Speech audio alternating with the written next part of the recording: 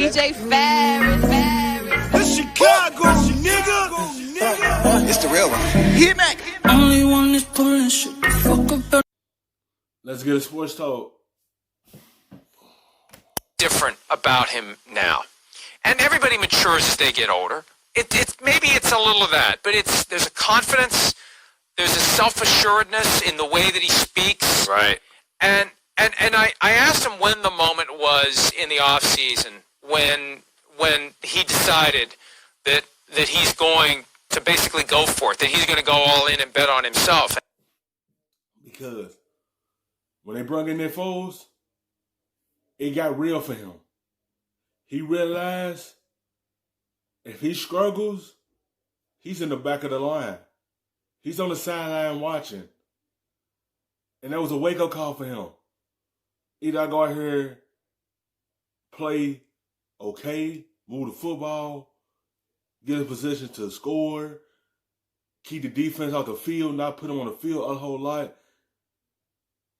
And everything playing in his mind, and he realized I have to play well or I could lose my job. It's his for the taking. When you have someone that's over you, that's a chip on your shoulder. And you know you got to go out here and perform.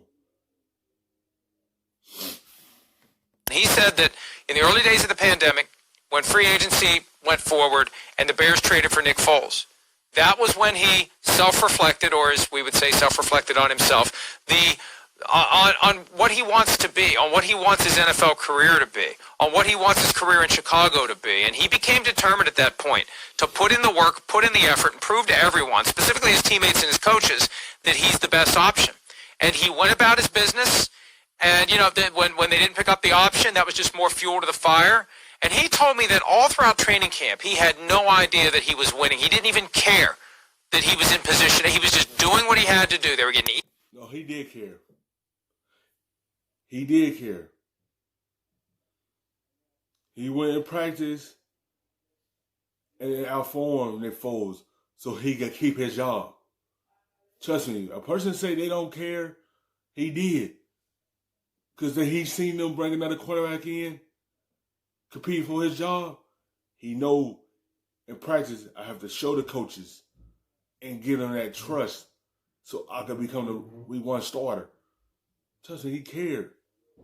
Because he had someone that's over his shoulder, breathing down his neck for his job. And he know he had to go perform to keep his job.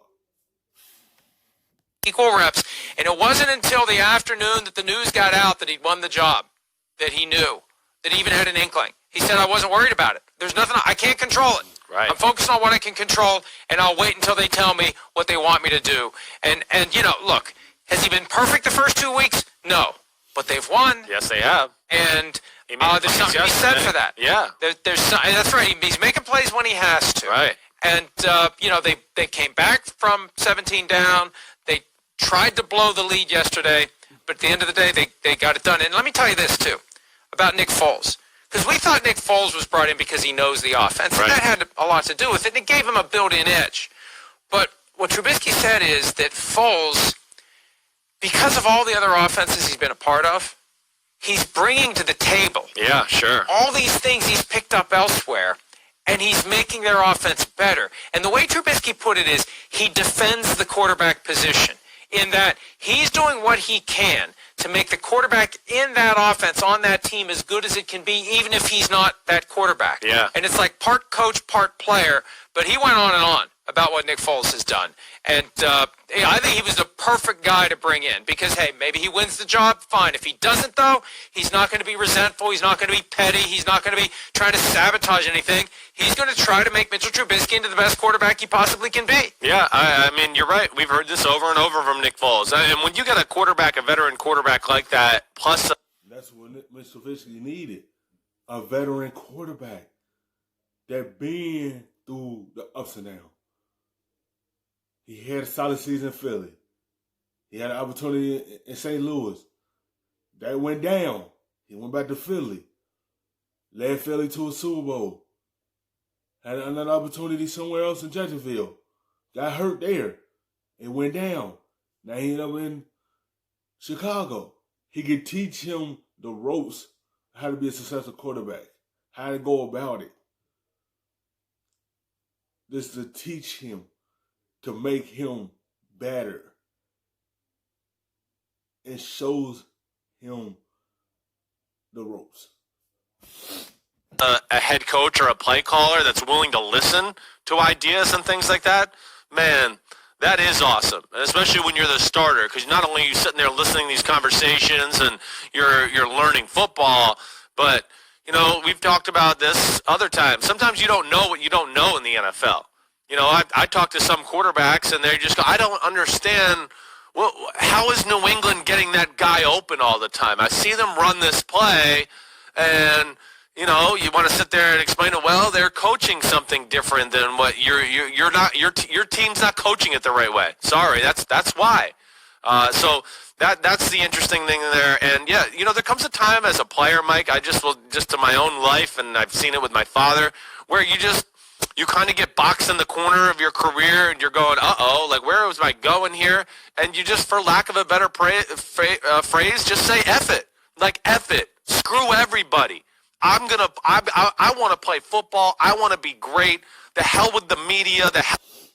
You can say all that. When the organization bring another quarterback in, that means you haven't done your job. That means you haven't performed to the standards that they had you as to lead that team to a playoffs. They looking at it as they have a good defense that they're trying to keep out the field, not have on the field so much.